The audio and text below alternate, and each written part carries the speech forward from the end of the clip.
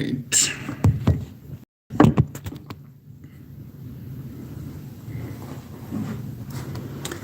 Orientation is locked. Rotate. Good morning. Good morning. Good morning. Thank you for this morning. I want to welcome you all to this class. And then, as we are going to discuss about a course, communication skills in counseling, and we are going to discuss about communication skills in counseling. So, our topic today is about in this course, our point we are going to discuss is about communication, because communication is one of the skills that you have to use it when you are handling any client. So there are so many skills you are supposed to use in communication, and these skills will help you as a counselor when you are participating on counseling sessions. And I want to tell you that if you don't have these communication skills, and then it means that your counseling session will not be good. So ensure before you start counseling, you must have what we call communication skills. And this one will help you understand your client well, and also understand what you're going through or what the client is going through. So before we do that, let's understand the meaning of communication. Among the basic skills that a counselor uses involves active listening. So communication is just a two-way traffic. And in communication, we have perspectives of communication. We can communicate either by verbal, we can communicate either by non-verbal.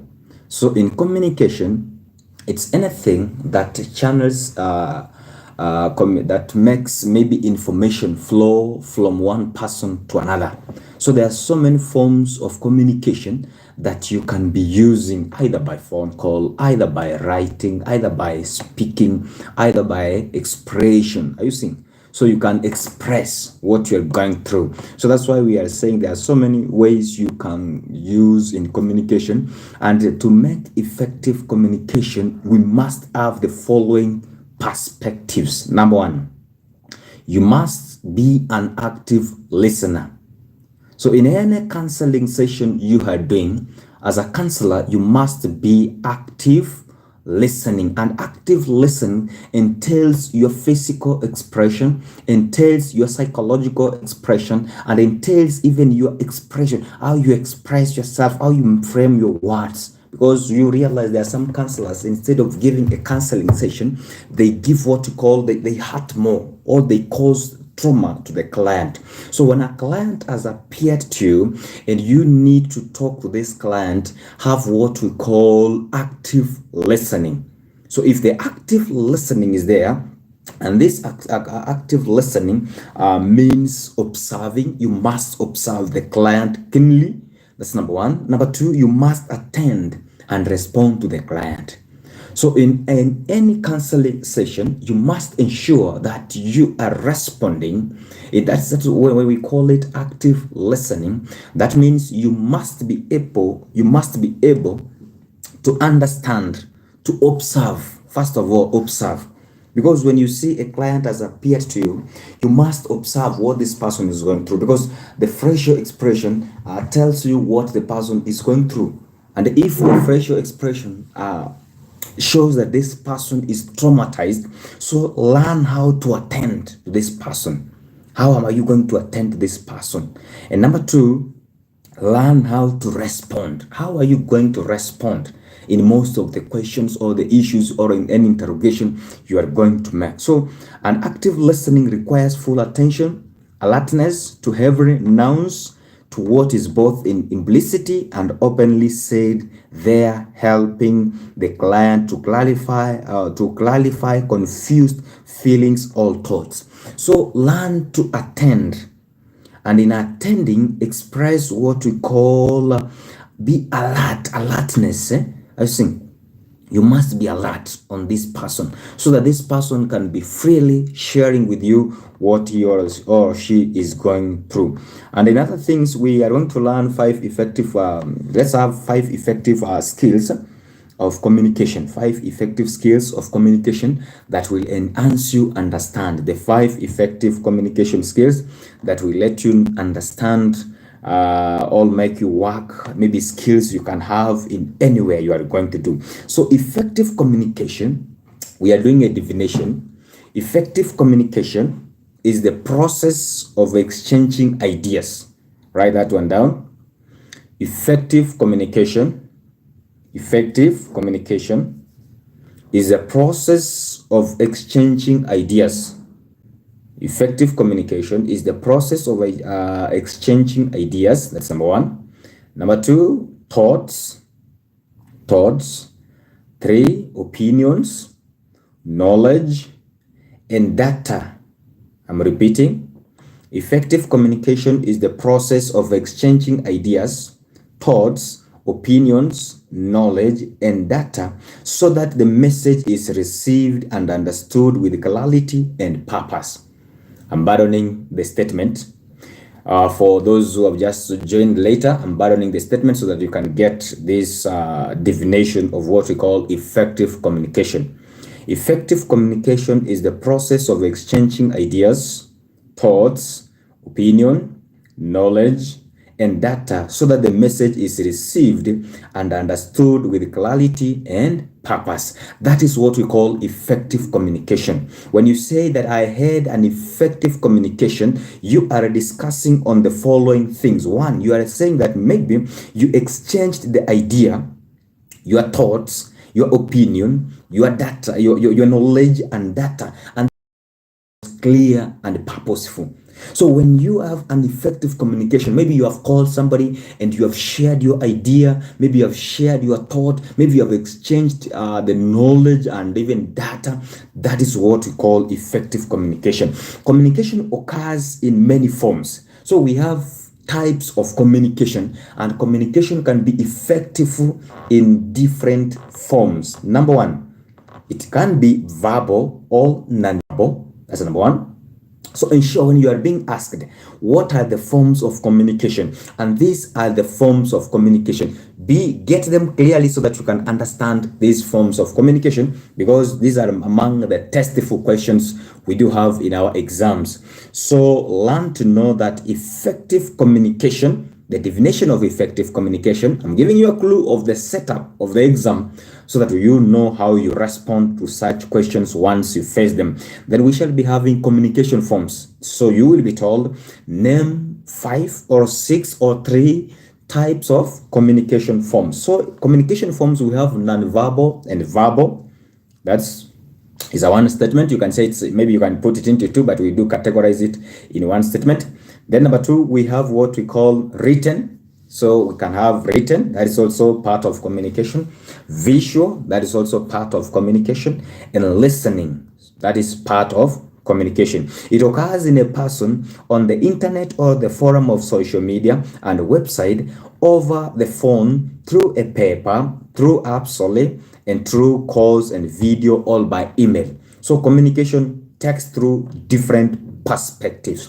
It can be either through a call, it can be either through social media or internet, through social media websites and apps and calls and videos and emails or Gmails.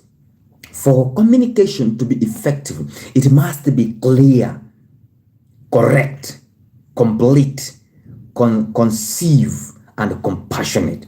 So these 5 C's, we call them 5 C's, they make what we call communication effective. Make sure when you are communicating, either you are facilitating, either you are teaching, either you are addressing an audience, either you are communicating to somebody, either you are attending anywhere there is a form of communication. Make sure your message is clear, make sure you are correct, and make sure you are complete, conceive, and compassionate, so that the message you are sharing must be clear, correct, complete, conceive, and compassionate. We consider these to be the 5 C's of communication, through the way vary depending on who you are asking.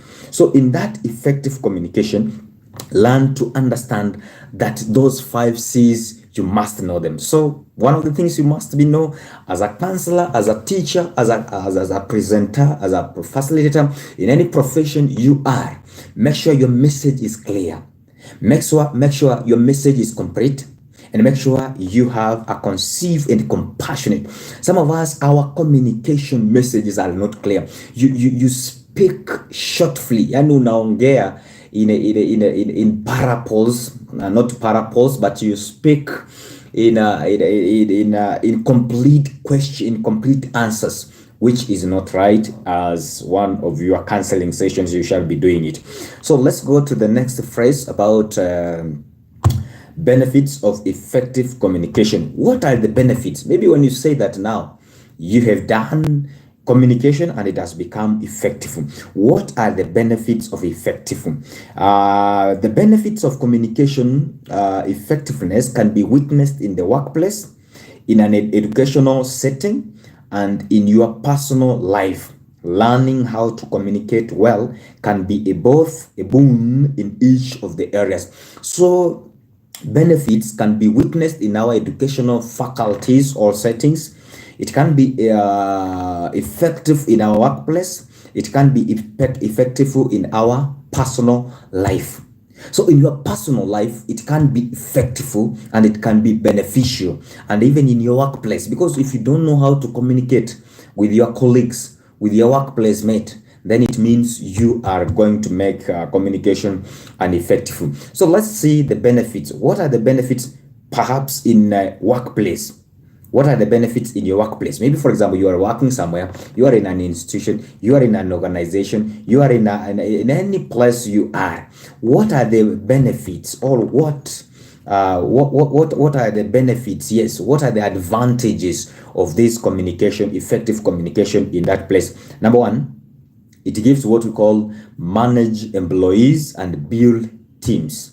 So if there is an effective communication in our workplace, or in a workplace, it means the management of employees and building and the building of teamwork, it becomes good. But if there is no communication which is effective, then managing employees becomes hectic, and also teamwork becomes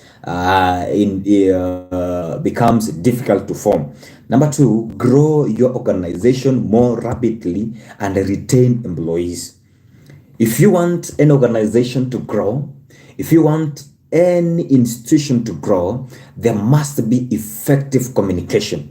So effective communication is an advantage which makes an organization to grow rapidly and to retain their employees. So if you want if an organization, if you are working in an organization, maybe CEO, maybe you will be at the head of that institution, ensure you have what we call effective communication. Ensure the channel of communication with the important and is very connectful, because this sure that you are going to grow the organization and also to retain the employees that you have in that working place.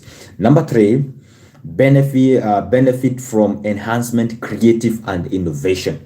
So this one creates creativity and innovation, innovative. You are going to be creative. You are going to make this organization be creative, because everybody is entitled to a communication. And in this perspective, these people, they are going to be creative, to own this organization. They're going also to own this institution, hence making the institution be creative. Number two, become a better public speaker. So one of the effective communication, maybe one time you shall be a facilitator, one time you shall be a leader, one time you shall be doing something that entails the humanity or the humanitarian perspective. This means that you need to have good public speaking skills. Maybe you want to address the audience over something. Maybe you are addressing about an issue which has come. Maybe you are going to have, maybe you have been called to speak in a motivational center. You are going to motivate other some institutions. You must have what we call public speaking skills. You must also have these communication skills, because these communication skills will enable you to understand the type of the audience that you are addressing to. So it's going to make you become a better public speaker when you have these communication skills. The last point I can say there on the workplace is that building strong relationship and attract more opportunities for you or your organization. When you have what we call effective communication, you shall be having a strong, you build a strong relationship, and also you attract more opportunities for you and for your organization. So as a trainer of as a trainer, or as a counselor, as a teacher, as any professional pertaining, you must have these communication skills. Ensure that you are building. It gives you, when you have them, it gives you a building strong relationship, and also it attracts more opportunities. That's why you find people are getting promoted, because they can be able to communicate, they can be able to facilitate, they can be able to organize the organization to look it like it is creative. So ensure that you get this effective communication. What about in your personal relationship? What about in your personal life? How does this effective communication make you also and how does it affect you in your personal life? So personal life, effective communication can lead to one, improved social, emotional, and mental health. So when you have effective communication in your personal life, number one, you're going to improve on social. That's one. That's social life.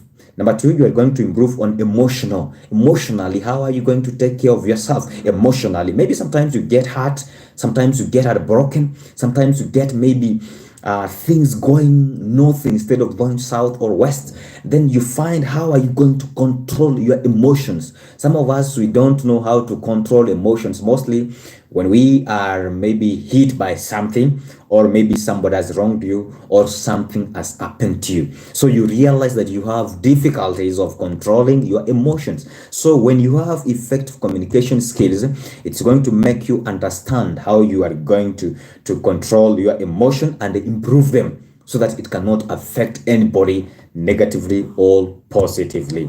Then on the same point, it gives you a mental health. People, according to research about WHO, they have said many people are suffering from mental illness. Many people are sick mentally, not physically, but they are mentally disturbed, mentally sick. This is because if you don't have a good channel, if you don't have effective communication, it is a meaning that you are going to suffer from mental sickness. A mental sickness is that you shall be having a pile of things in your mind which needs to be maybe controlled. So you must be careful on this effective communication, because it will make you maybe share with somebody. It will make you maybe improve how you are going to have a social life. It is going to make you maybe have what we call emotional control. It's going to make you have also what we call mental illness. You are going to heal your mental. Are you getting the point?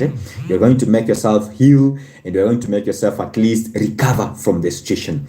Then number two is deepen connection with people you care about. There are people you care about, your friends, your colleagues, your loved one. So this effective communication, it's going to deepen the connection. It's going to deepen the bond. I think the bond between you and these people is going to grow stronger. So ensure you have what you call effective communication. That's why some of us, you realize that we don't have friends. Maybe friends you used to have, nowadays you have no friends, or you go somewhere, you are unable to make friends. Ensure you make this effective communication will give you a chance of doing what? Deepening connection. That's why you get people have connection. These connections are there because people know how to do what? To deepen their connection through effective communication. And then the next point is new bonds based on trust and transparency. Trust and transparency. That's why we said earlier on top there that when you are communicating, ensure that you have a clear, simple, correct, compassionate, and conceived communication. So when you have those 5 C's, then you are going to be on a better side. And on this better side, you are going to be trusted. You are going to be transparent. There are people, we have them in our circle that when they communicate, we cannot trust them.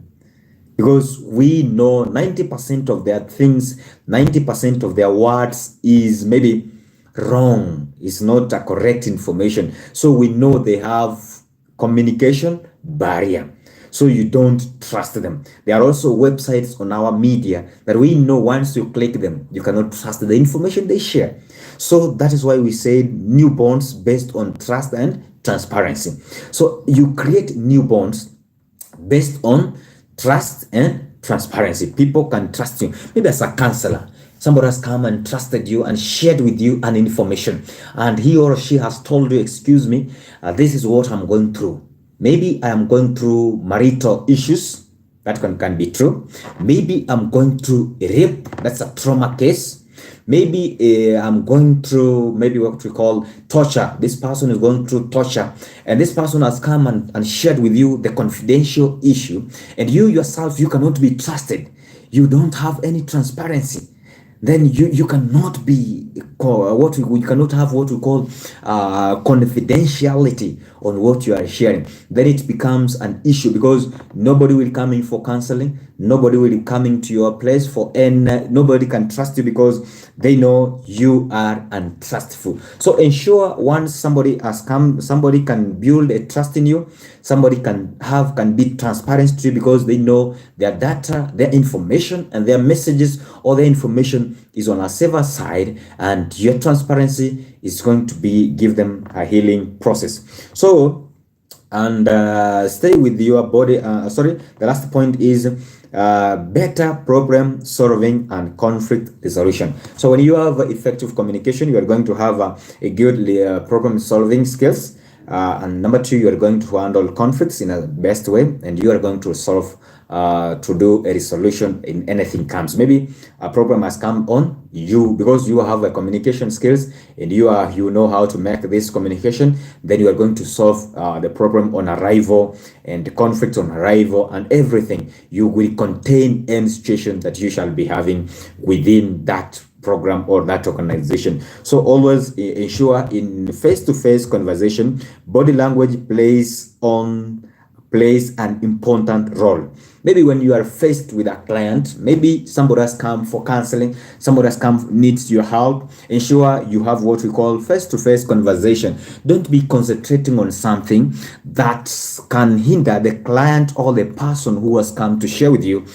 Feel like he or she is not important, or you don't value that person. So ensure you give what we call face-to-face conversation. Body language also plays an important role. Those are the notes you need to understand, that face-to-face conversation is very important. Body language, very important. And number two, communication is 55% non-verbal. 55% is non-verbal of communication skills, and non-verbal is around 38%. Vocal, that's the tone and inflection, and 7%, that is okay, sorry.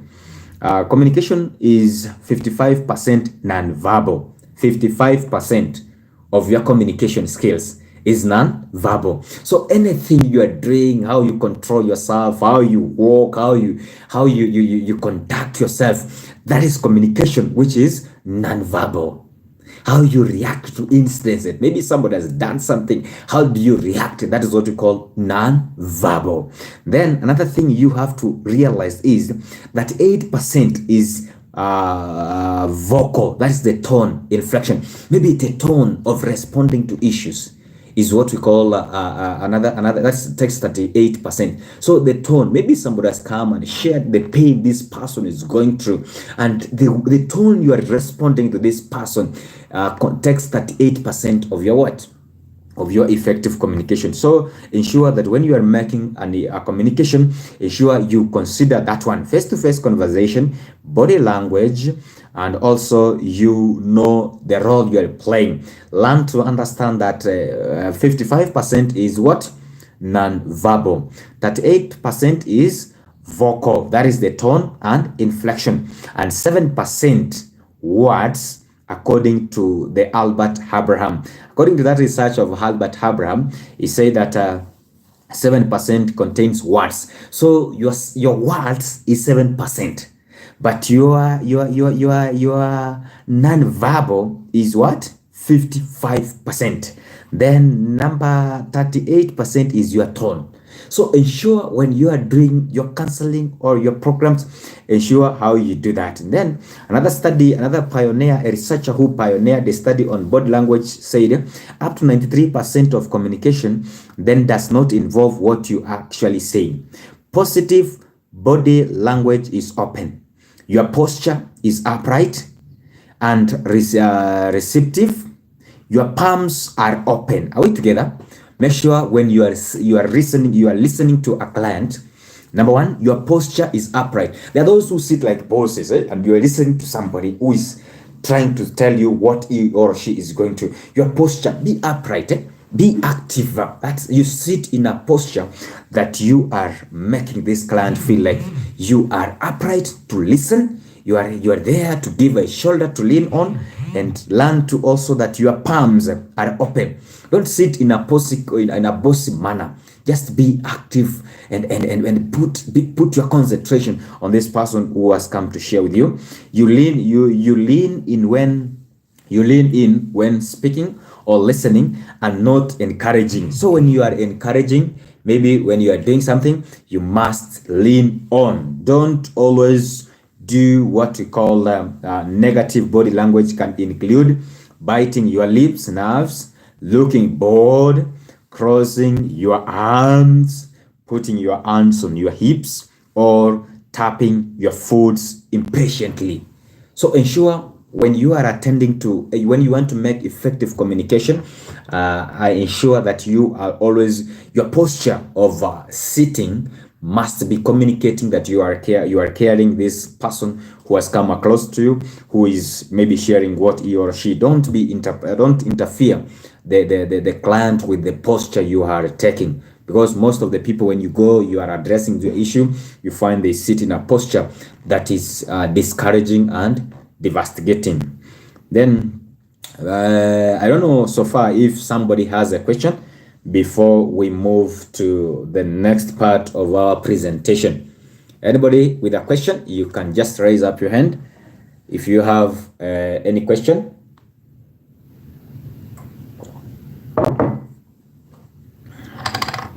Yes, Bonnie.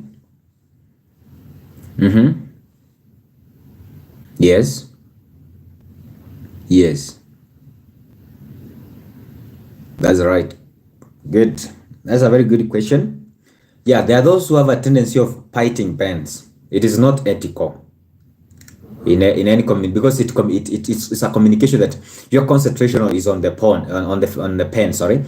pen. So ensure, and even when greeting a client or greeting anybody, and you are in an office or you are somewhere, ensure you don't hold a pen on your hand, because greeting somebody with a pen shows kind of disrespect. Are we together? So ensure when somebody has come, maybe has found you writing something, put down your pen, then greet the person. And number two, when somebody's speaking, there are those who have a tendency of you are scratching your head with your pen, you are eating the pen, or you just, that means you aren't concentrating on this client who is sharing with you something. So ensure that your hand, that's why I said on this point, I think Brian, you could have heard this point. That's why I said that positive body language is open. So ensure your posture is upright and receptive. Your palms are open. You lean in when speaking and all listening, and not encouraging.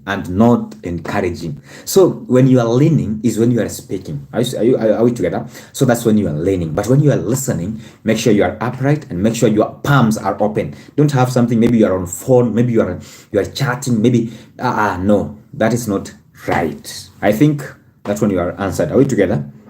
Okay, let's move quickly to our next subtopic, how to improve your communication skills. Now, how should we improve our communication skills so that we can have an effective communication skills? Communication, likely, and other skills is one you can improve upon with practice. Here are a few ways to start improving your communication skills, whether at home or on job or in school. Any place you are, you have to improve your communication. Communication is not a permanent issue. It is something that you can learn. There are those who have issues and say that when Can I learn how to communicate effectively? What can I do to facilitate effectively? What can I do to present myself effectively? Or those things you can learn. So don't give up that you cannot you cannot communicate effectively. No, communication skills is something you can learn based on where you are. It doesn't matter where you are, but still you can learn. So the following are points you are going to consider if you want to improve your what? Your communication skills. How to improve your communication skills. Number one, consider your audience. When you are addressing an audience, who are you communicating with? Make sure you are aware of your audience. Those you intend to communicate with may differ from those who actually receive the message. So when you are communicating, the first thing you have to realize, who are your audience? Your audience can be your family, can be your friends, can be your co-workers, can be your colleagues, can be your boss, can be a congregation, can be students, can be an institution or organization or anybody. So ensure the first point you have to understand, who are you communicating to? Don't mix people. You assume. Sometimes I do see this one. This happens in our communication skills. We call it is not good. And recognizing the people. You find somebody comes, all protocols observed, I greet you, then you move on. That seems like an arrogant statement. Recognize the people you have. When you want to be a good girl, you want to have effective communication, recognize your people. Maybe even you are in an administrator somewhere, recognize your people. Don't have that tendency of generalizing people. They have their positions, they are doing their things. Just have that, consider your audience, know who you are communicating to. And mostly, like you find a teacher, you are an headmaster, you are a principal, you are a chaplain, you are a chancellor, you are a vice chancellor, you are somebody in the administration. Then you categorize the students together with your teachers. You generalize them. So learn to consider your audience, because it will make a good what? A good communication skills. Knowing your audience can be a key to delivering the right message effectively. Their age, race, ethnicity, gender, marital status, income, education level, subject knowledge, and professional experience can also affect how they will receive your message. If you are advertising a fast food restaurant, for example, you might want to deliver your message to an audience that is likely to be hungry. This could be a billboard on the side of a busy highway that shows a giant cheese bag and information, and informs the drivers that the closest location is just 2 miles away. Or suppose you are announcing your engagement to your family, you might host a gathering afterward to celebrate, send them photos of engagement in a group chat, surprise them in a conversation over dinner, or tag your friends, members in your announcement on social media. You choose your chosen form of communication will depend on your family dynamics. So what I was explaining is that know who you are communicating to. It gives you a simple, clear message to facilitate that. Number two, practice active listening. Always practice active listening. Active listening is the practice of giving your full attention in a communication exchange. Ensure you learn through listening, hearing, observing, and even feeling the context of the person who is explaining this to you. So ensure you have that tendency, and ensure you are going to make that active. Some techniques include paying attention to body language. Ensure your body language participates in active listening. Giving encouragement, verbal cue, that also contributes in practical active listening. Asking questions, maybe you give what we call interrogative questions. You interrogate your audience. If they are listening to your client, you interrogate the client, and you give a motivation on that how this person is going to handle that issue. Practicing non-judgment. Don't judge this person. Maybe somebody has come and is sharing, or she's sharing something with you, then you jump into a conclusion, you judge. Don't do that, because if you do that, you make this person unwilling to communicate or unwilling to share. Before executing your communication, be sure to consider your audience and practice active listening to get to heart of their need and desire. For mostly, this is where I've seen communication barrier or an effectiveness of communication, where you find a tendency, somebody was sick, in an hospital, and when this person was sick in an hospital, he or she has passed on.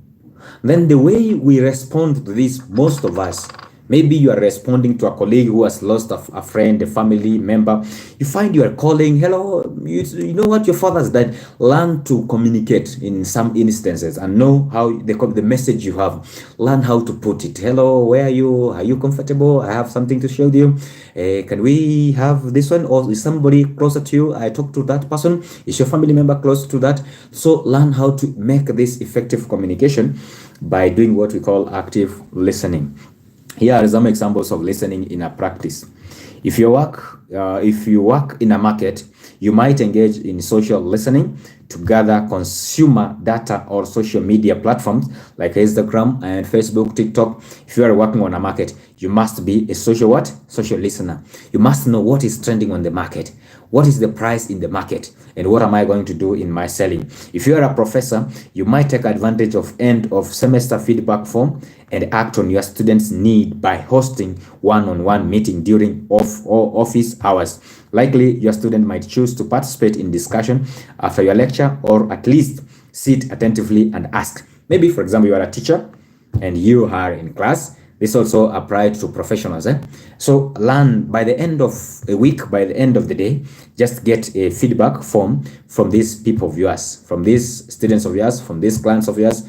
Learn so that you can know where to improve your skills, where to change, where to do 1, 2, 3. If you are a team leader, maybe you are leading an organization, maybe you are leading an institution, maybe you are leading leaders, you have other people, followers whom you are leading.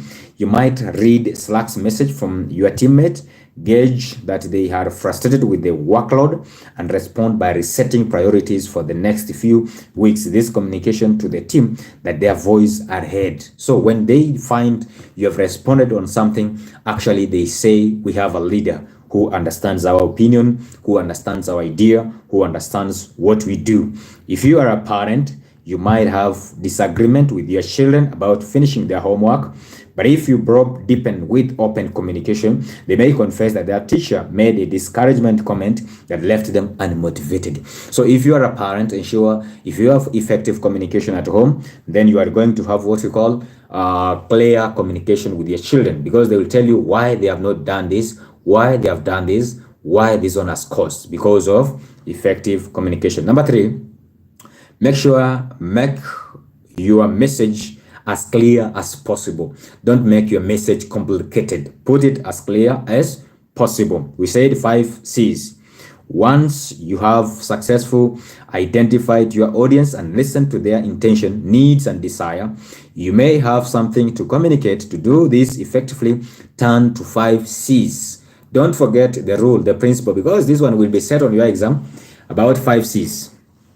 The 5 C's is clear, correct, complete, concise, and compassionate. So ensure you prepare communication in a way that achieves most of this character. Your message is clear, your message is correct, your message is complete, your message is concise, and your message is compassionate. So ensure you do that effectively, because if you don't follow that principle of 5 C's, then it means your message is not going to be clear. Number 4, use the right medium or platform. Maybe, for example, you are addressing a village, then you tell the village, let's meet on WhatsApp. Then we will communicate on WhatsApp. And you realize 3/4 of your villagers don't have smartphones. Are you going to make this communication effective? Automatically, no. So ensure you use the right medium or platform of communicating to what? To your audience. If you do that, then you are going to make that communication effective. Then understand how you are going to allow your clients to have that feedback. So those are the benefits of communication skills. So learn how to use those skills in your places you are. Those are effective skills. I don't know if somebody has a question so far up to where we are before we go to other presentation. Before we go to other presentation, if you have something, a question, comment, raise it so that we know what we're going to do.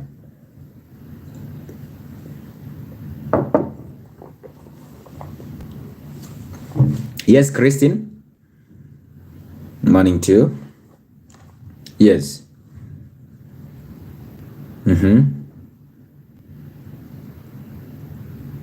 Right? Yes, it's very ethical when you have done something wrong. It's very ethical and very professional to apologize. If it was public, private, anything you have done for you to make effective, because these people, you see, you can offend somebody, then you fail to apologize, then that makes communication barrier. So ensure when you have done something, learn to be apologetic on it. Don't assume. Maybe you have done something to your colleagues. Learn to do what we call apologetic. It will give you a clear bond. We said you build a bond. So it will give you a clear bond with these people you are working with. So that one is very good. Yes.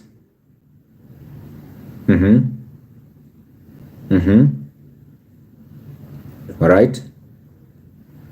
Actually, that is right. Good. Good. Thank you. So let's go to 5 effective therapists and counselors. There are at least 5 essential communication skills for use in counseling therapy, including according to Nelson John 2005. So we want to see, for those who are going to be in their profession of therapists, you are going to be a therapist. There are those who are going to be counselors in your departmentals. There are 5 ways you have to learn communication skills in using counseling and therapy. That is most part I want you to concentrate on, because I want you to understand how you are going to do this in your professions where you are going to serve this regional of service. Number 1, we are going to discuss about communication skills. Communication skills, what as a counselor or as a therapeutic or as a therapeutist, how are you supposed to communicate? Message sent using words such as, I understand, please tell me more. Trained and empathic listening professional should consider the following. So if you want to be a verb, you have to what we call empathic listening. Is the language too formal or informal? What are the context and focus of what is being said? How much is said? Is it useful for the client to talk more than the professional? Who owns the speech? And the pronoun you should be used carefully. It can't suggest judgment. So the language you are using, consider it. If the language is formal, right. If the context of that one, right. So understand empathetic on how. Please, okay, go ahead. Okay, right.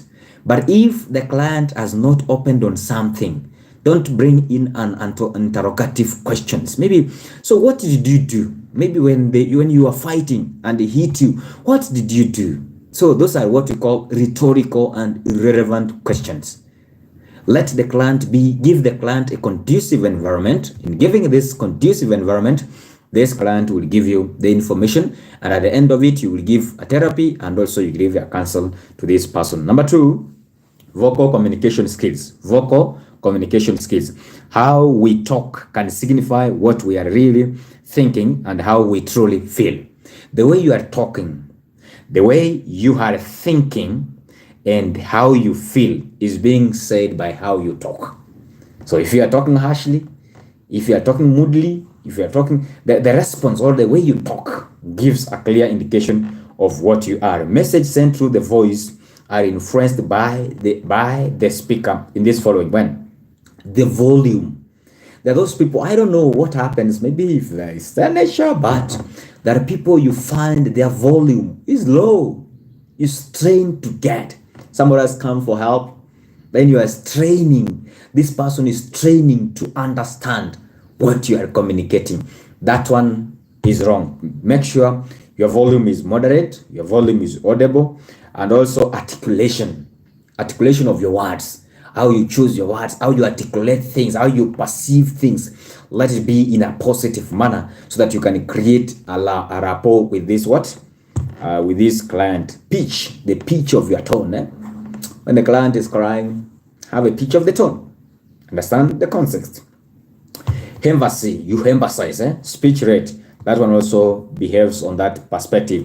Bodily communication skills. Sometimes we forget to consider our whole body when we communicate, yet it can significantly affect communication, adding to or distracting from what we are saying. So ensure your bodily communication skill is also a factor to consider.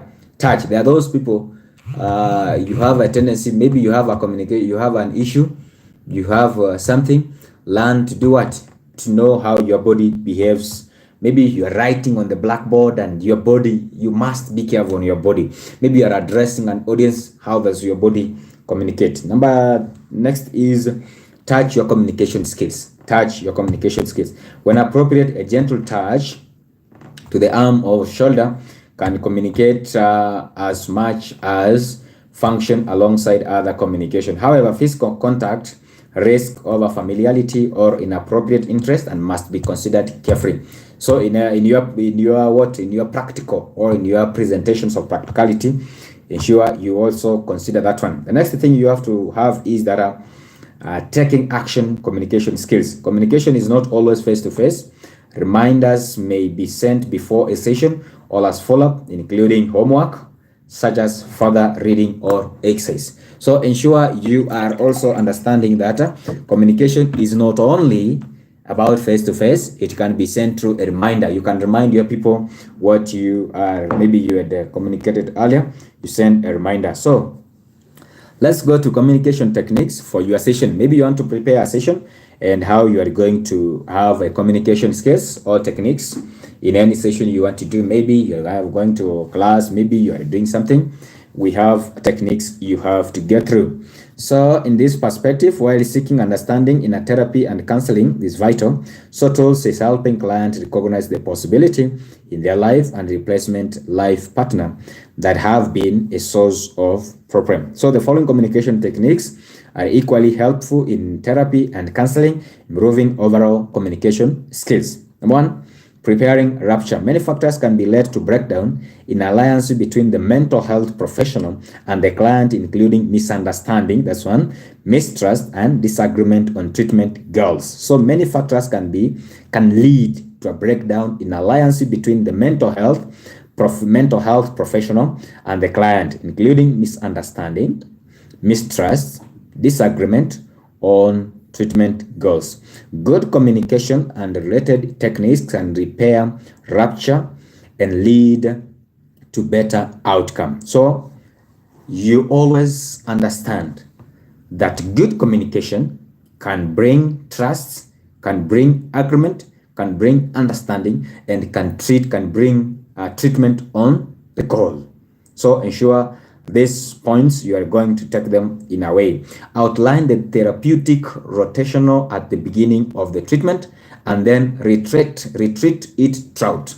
Outline. Number one, you must outline. Number two, respond to disagreement by modifying behavior to something more meaningful to the client. For example, use validation rather than challenge. Use a validation. Oh, sorry. I understand. I can imagine. I can imagine what you're going through. So validate the statement. Maybe somebody has come telling you, I'm going through something difficult. Don't say, oh, okay. Imagine you are the first person I'm experiencing this one. That makes that client to be now, he or she will not respond to any therapeutic that you are going to offer. So ensure you give what you call a validation statement. Validation statements are, you say, imagine yesterday I had also a client of the same. So you are not the one going through. Many people are facing this one. So it's a crisis. It's a countrywide crisis. So it's a situation affecting families. It's a situation affecting learners. So ensure you have that perspective on that point of what? Of presentation. Then the next thing you must do is don't challenge. Maybe somebody has come and shared a problem. Maybe this person is going, or he or she has gone through a trauma. Don't do what we call challenge. Just validate that statement so that you normalize the situation. Then you do what? You give now a counselor or a therapeutic issue. The next thing you are supposed to do is respond to agreement by modifying behavior. That's what I've said. Clarify misunderstanding easily. Clarify. Maybe if there's something that this person is not getting. Maybe, for example, somebody has come and shared with you that my family is at risk. I feel like I want to divorce. Don't do what we call, don't don't do prejudice, don't judge that, don't rush directly and say, okay, yeah, it's okay, just divorce, that person is disturbing you, divorce, go away. That is wrong. Clarify that one, because if this person is going to divorce, and where do you have a place to give this person? So always clarify misunderstanding earlier. Then when the client appears to withdraw, explore what is happening and acknowledge their feelings. Actually, you will find you have done what we call validation of the statement. So make sure you validate the statement so that you can normalize the ground and allow other progress of therapeutic to go on. So if therapeutic process goes on without validation, then it means you are going not to achieve the goals as you are going to handle this client. Exploring the theme related to rupture can help uncover more general problems, issues, and concerns. So explore more themes, and also you learn more issues concerning this person. Then link rupture is in the alliance to other areas of this client life. For example, concern regarding lack of control during treatment may exist in other life of dynamics. So learn to link, explore rupture. Maybe somebody, you have done something, you have helped to this perspective, and this person needs some mental health. Please, may you refer this person to a mental health issues. Or maybe the client is sick, maybe the client has a disease that you cannot treat because you are not a doctor, you're just a counselor, you are just a therapeutic. So you give it a link, connection. Then feedback. Always as a client, as a presenter, or as a therapeutic, or as a counselor, you always learn to get feedbacks. The communication can successfully strengthen relationship in therapy and counseling by gathering feedbacks from the client and incorporating it into treatment. Taking note of feedback is likely to improve therapeutic outcomes and reduce client dropout. So when a client has maybe shared the feedback and the feedback is negative, please always don't feel offended. Don't react over negative issues. Please, may you turn that negative into a positive. Maybe somebody has said, maybe, oh, I don't like the way you treat us. I don't like how you do this. I don't like how this one is this. There's a complaint over something. Don't counterattack that complaint. Instead, just correct, just rectify and move on. That's the importance of feedback makes it effective. There's so the things according to Lampard, Shikakawa 2011, they said several interventions can boost feedback in sessions and improve communication, and this including asking for and providing feedback on therapeutic relationship, discussing shared experiences, increasing empathic engagement, offering more positive feedback, openly discussing readiness for changing with the client. Discussing the consequence of changing and not changing is also good. Empathy. Don't, in any counseling profession or any counseling session, don't have what we call sympathy. Don't be sympathetic. Just have empathy, because if you become too sympathetic, then it means you aren't going to help. You are going to cause more trauma. So the client will feel like, oh, if this person has been affected this way, what about me? So you always ensure you do what we call empathy. And empathy, when communicating with a client, display empathy, strengthen the therapeutic alliance, and promote a client openness. As essential element of emotional intelligence, empathy promotes change and is a vital aspect of therapy and counseling. The ability and capacity to understand and share the client feeling can be encouraging through several techniques. One, you must understand what is going on in this perspective. And if you understand what is going on, do what we call talking at a slower check-in. Don't have that tendency of just singing, talk in a slow bass manner. You talk in a slow bass manner so that you give this person a humble time to connect with you and also to talk to you and also give you what is supposed to be done. Number two, we have discussed about active listening up to this far. I know you still have that one. So have that active listening with this client. And 2 and 3, closely following the moving focus of the conversation as the therapy progress. Using empathy affirmation messages. Yes, it must be heard being bold in all direction. Empathy affirmation statements. Oh, it must have been tough in you. It must have been difficult on your side. You must have that, what we call empathy affirmation messages that will help the client understand or feel that at least you have that empathy of feeling what this person has gone through. However much you may not use the terminologies that are, oh, I understand what you have been going through, or I can feel what is happening. Never apply those words, because however much you have gone through experience of this client, then it means you cannot be on my shoes. No, you cannot. You can maybe put on a sanctified imagination, but you cannot go through what this person has gone through. The way we respond to these things is different. Maybe a crisis on this, the way you respond to a crisis is different. So understand that when you are going through a counseling session and you have this session with a client, do what you call use affirmation, empathic affirmation words. Yes, it might have been difficult for you. Yes, it could be so traumatizing. I can see from your expression. I can feel from what you are expressing. Are we together? So those words of affirmation will make this client at least have that comfort zone to share and also to get healed. Another thing is individualizing response to clients so that they are relevant and personal, using evacuating language to bring a client experience. Learn to do that because it will give you a clear point. Do we have any concern on that? That was just on our topic about communication techniques, and I was giving you a rupture, how you prepare repairing a rupture, how you do that repairing a rupture, and we have discussed that one. Let's quickly turn on. I can see our time is running. Let's quickly turn on a look at nonverbal communication. What about nonverbal communication? Nonverbal behavior exists in interface between nature and culture. We have nature, we have culture. So that one entails nonverbal. Nonverbal, they change varying on nature and culture. The nature explains, the culture norms also, it's there. Its function in communication is to create meaningful.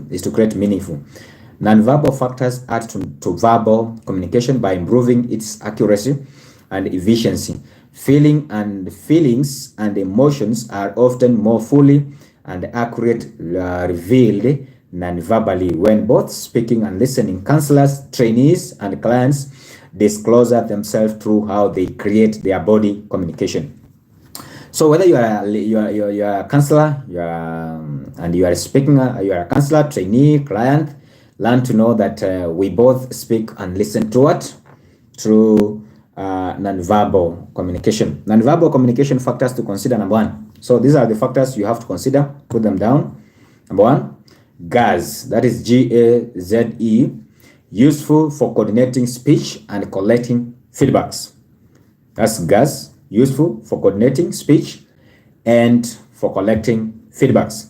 2, eye contact. Crucial. It's very crucial. Eye contact is very crucial.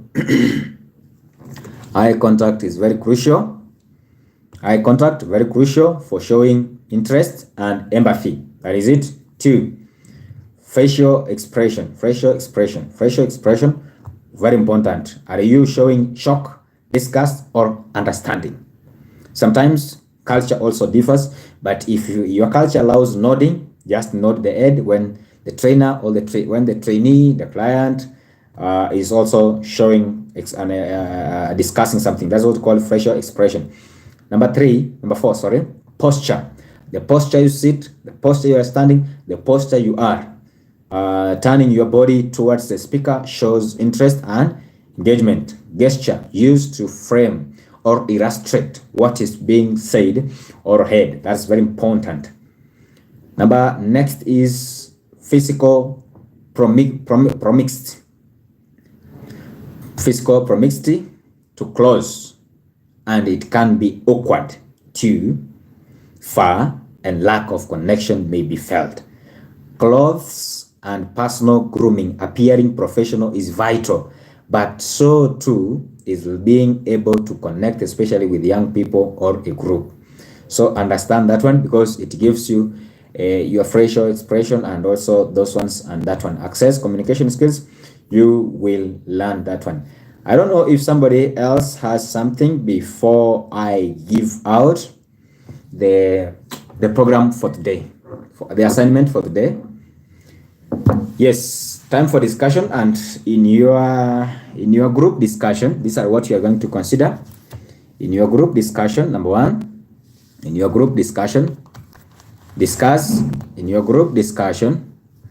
You are going to have this assignment in your group discussion in a group of 4, and we shall have one presenter presenting it. So in your groups, we have what we are going to discuss. So I want to give you 2 minutes. If you have a question, question it. If you don't have it, then I will give out the assignment so that you can have it. So I want to know how many of us are we? I can see in the platform we are 100 students. So if you are 100 students, what we do, let's be in a group of these are 10 groups. Let's form 5. Yes, 5 groups. Let's be in a group of 5, and each group shall be having a question. I'm sending the assignment to each group, and the class rep will collect the assignment. Today is on Wednesday.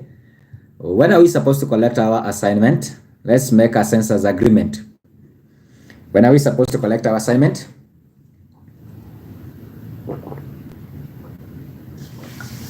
Yes. Monday, okay. Sunday, okay. All right. Make sure in the assignment I get a soft copy. That's number 1. Get a soft copy. And also we shall be having, after sending a soft copy, we shall also having a hard copy. So you send me a soft copy, and when presenting I should be having 1 copy. So make sure you have your copies, and also I have 1 copy. So we are going to have that part. I want to know that have you understood in that part, and also learn to know that group work has a lot of marks. So if you don't engage yourself in group work, so make sure your group has the names 1 to 5, 1 up to 5, and then make sure you do the right thing, because what you get from there is what I will put for you in your midterm, or this counts also in your midterm. So in this point, we are going to have questions in our groups, and also we are going to discuss them. So you discuss them, you present them. Now you are ready for the questions, because once you present, you finish, I'll be having a session of questions with you. I'll question, the class will question. So learn to know how you understand what you're going to do very well. Group 1 will, these are the questions you will have. Group 1, you will do better relationship with patient led to people outcome. How can you do a better relationship with patients? How can you do a better relationship with the patient?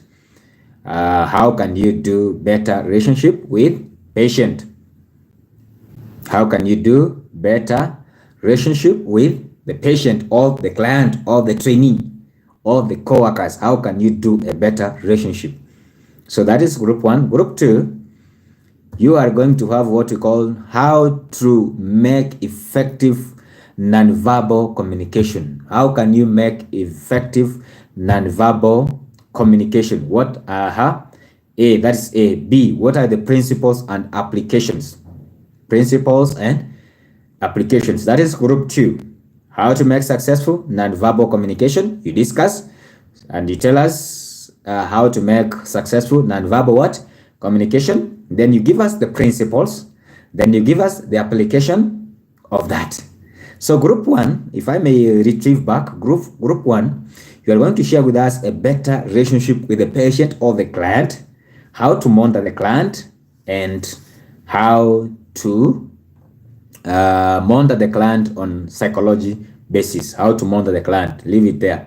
how to create the relationship with that, better relationship with a client, and how to monitor. Group 2, successful nonverbal communication, you give us that one, how to do it. Principles, you give us that one. Then application, that is it.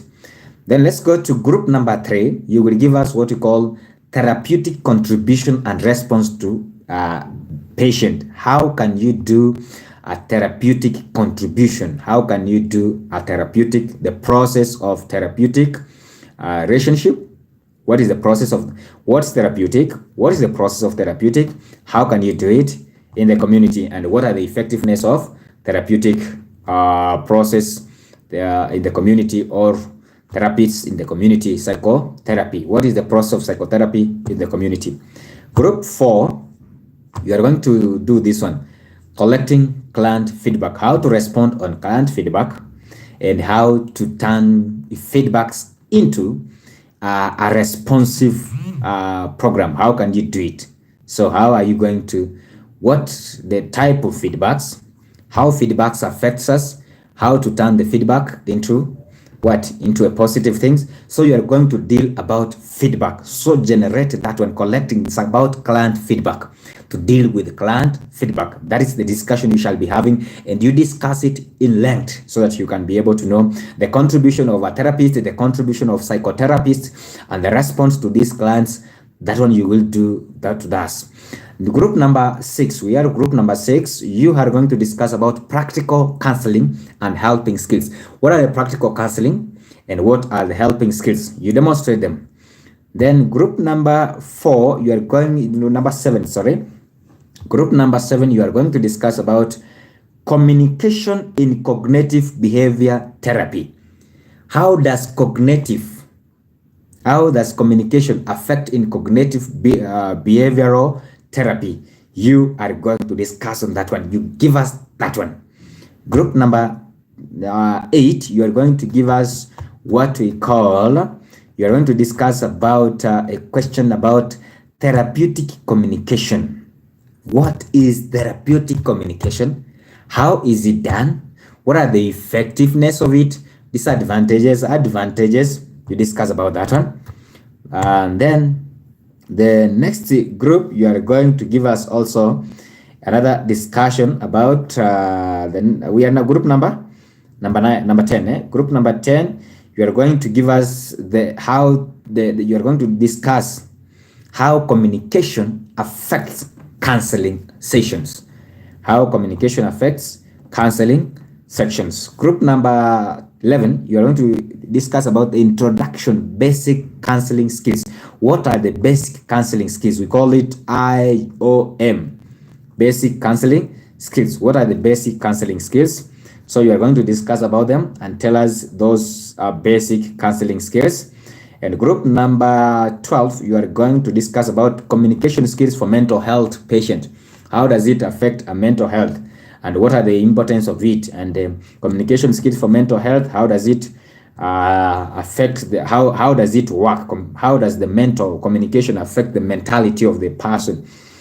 And then you are going also to give us the role of counseling and communication skills. That's group number 13, the role of counseling and communication skills. That's what we are going to learn. And lastly, on the other group, we are going also to have you are going to discuss to us we are going to discuss to us what we call therapy for communication issues. What are the therapy for communication issues? Therapists for what are the therapy for communication issues. You're going to give us what is the therapy for communication issues, maybe what is happening on that one. Then give us that one. You're going to discuss about it in counseling communication skills after basic and advanced micro training. You give also in that perspective. Then I'm going to go to the last group where we are going to have their last question is about basic skills for HIV counselors life. So what is the best communication skills when you are addressing a client who is suffering from HIV/AIDS? What are the basic, and what are the counseling and interpersonal skills do you need to have? and how does counseling skills such as active empathy, effective communication contribute to this successful counseling of interrogation. So those are the questions according to our groups, and make sure you do them in group work. Let not being done by individual. You do them in group work, and after that you present them. If you present them to me, I'll have time to go through them. Then I will let you. You have my email. Let them be in my email as soft copy. Then I have also a hard copy with you when we are presenting. Two, one for me, and the rest remains for you, so that we can check on it. I will also check on what we call plagiarism. So don't forge. Do a good work, and I know we shall be moving on well. Otherwise, I want to wish you a good day, and let's hope to meet in our next lesson, where we are going to learn more about these issues, and also we are going to discuss more about this is communication. Kumbuka, this is communication skills. We are handling the issue of communication skills in counseling. So prospectively, I'm giving you the skills on counseling sessions, how you are going to handle your clients, and also how you are going to handle the skills in this perspective. So take time, go through your notes, revise them, because I've given you the setup questions about the exam. Then our next, we are going to move on until the end of this unit. Then we shall also move on to other units. Otherwise, have a good day, and we shall meet in our next class.